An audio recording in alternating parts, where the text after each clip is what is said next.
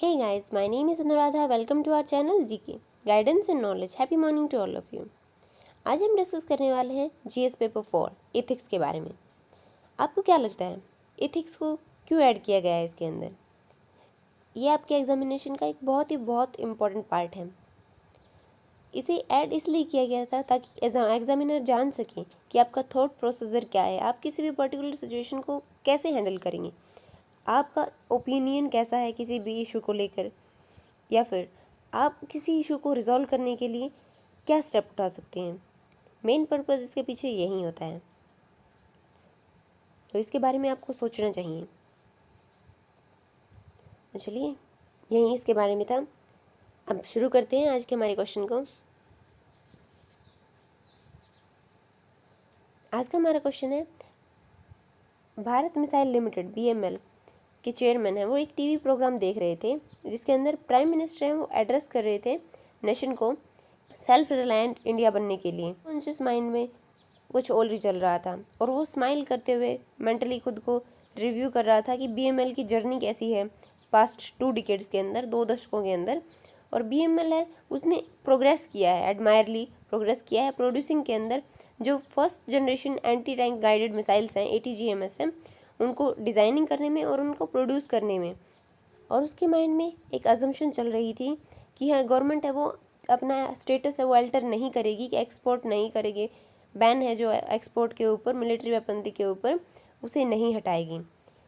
लेकिन वो सरप्राइज़ हो गया जब नेक्स्ट डे उसके पास एक कॉल आई डायरेक्टर जनरल जो मिनिस्ट्री ऑफ डिफेंस के थे उनकी, और उन्होंने कहा कि डिस्कस करने के लिए जो मोडालिटीज़ हैं BML की प्रोड्यूसिंग को इंक्रीज़ करने के लिए ATGMS की, ताकि क्योंकि इसकी पॉसिबिलिटी है कि उसे अपने नेबरिंग कंट्रीज़ को, फॉरेन कंट्रीज़ को बेचा जाएगा, एक्सपोर्ट किया जाएगा वहाँ पे। उन्होंने चेयरमैन को कहा डिस्कस करने के लिए इसकी सारी डिटेल्स स्टाफ के साथ में दिल्ली नेक्स्ट वीक पे।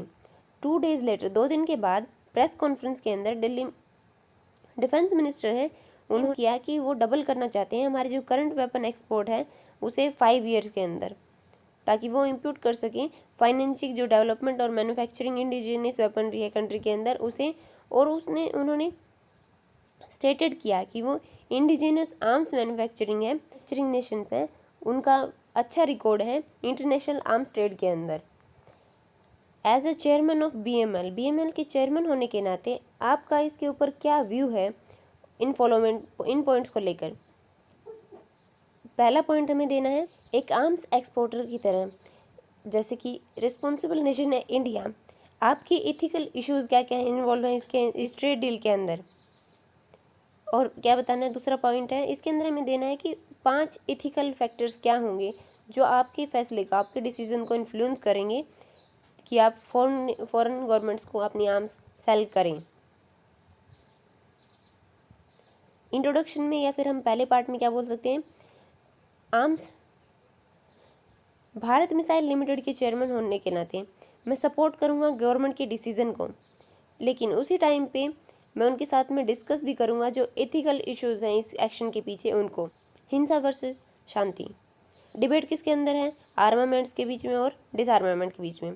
इकोनॉमिक एंड स्टैटिक पावर एक कंट्री की, उसके वर्सेस में क्या है इंडियन फिलोसफी जो अहिंसा की है उसे। रिस्पॉन्सिबल नेशन लाइक इंडिया,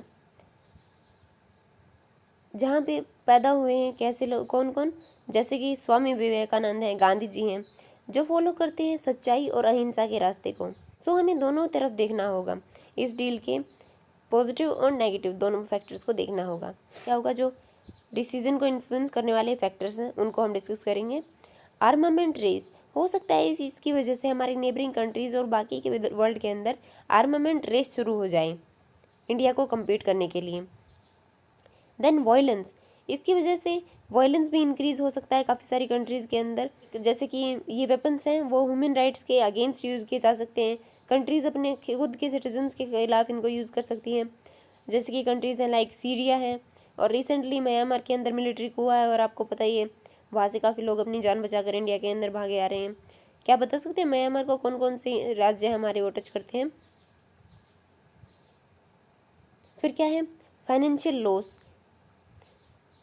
हम इस मनी को, हमारी कंट्री के सिटीजन्स हैं उनके वेलफेयर के लिए यूज़ कर सकते हैं, ना कि उनको आर्म्स मैन्युफैक्चरिंग करने के लिए यूज़ किया जाए।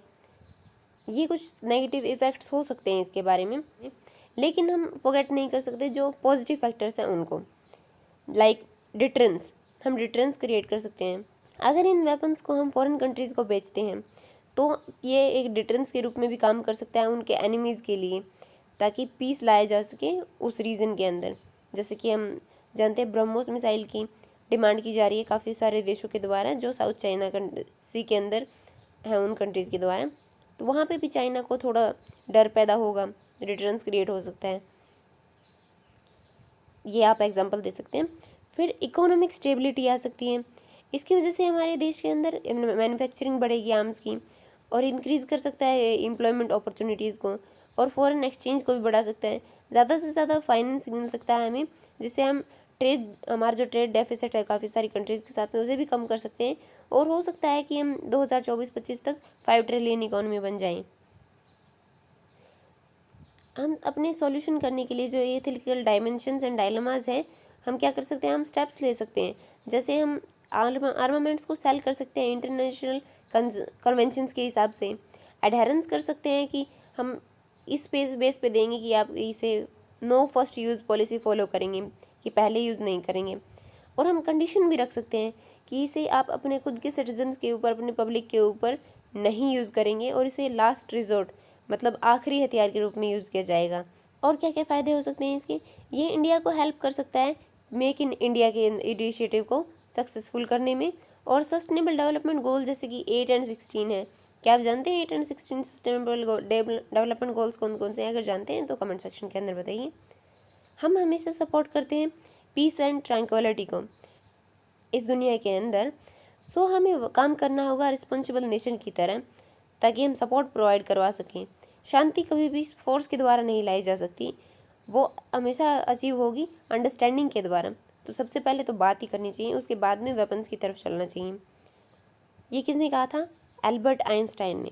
तो हम सेल कर सकते हैं वेपन को, लेकिन गुडविल और पीस एस्टेब्लिशमेंट के बेस पे। आपका इसके बारे में क्या ख्याल है? कमेंट सेक्शन में ज़रूर बताइए। So this is it for today. Thank you for listening. Don't forget to like and subscribe. Also provide your suggestions to improve. Jai Hind, Jai Bharat.